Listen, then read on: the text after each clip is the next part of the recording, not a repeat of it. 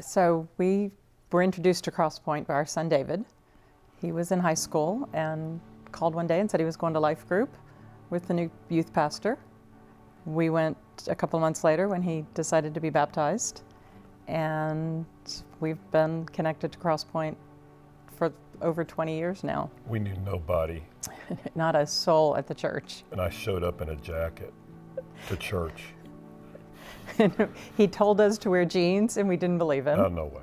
So then we were at church a couple months later and Tom threw out a 90 days tithe challenge.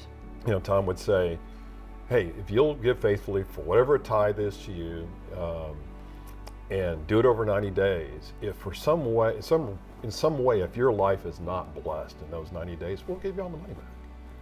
Right? Just give faithfully and just be open to what God has to offer you. We started. We did it on faith. We didn't have any expectations of what we would get back. The biggest challenge for us was trying to figure out how we were going to make it work. As I'm sure a lot of people struggle. I can't afford to tithe. And we talked about it and decided we can't afford not to. So we made sacrifices back then on whether it was going out to eat or buying something extra. We had just purchased a new home, so what did we have to give up to make that work?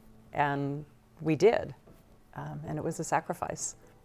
And oddly enough, in those 90 days, between an unexpected raise and a bonus, it's like God gave us all that money back.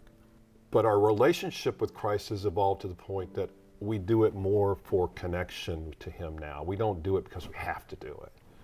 We do it because that's part of the relationship we have with. It's our connection to Him.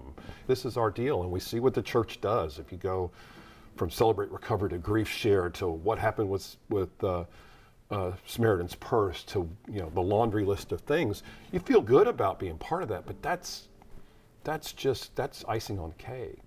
So yeah, giving to the church is important, right? We all get the blessings of the church being there in our highest of highs and being there for us in our lowest of lows.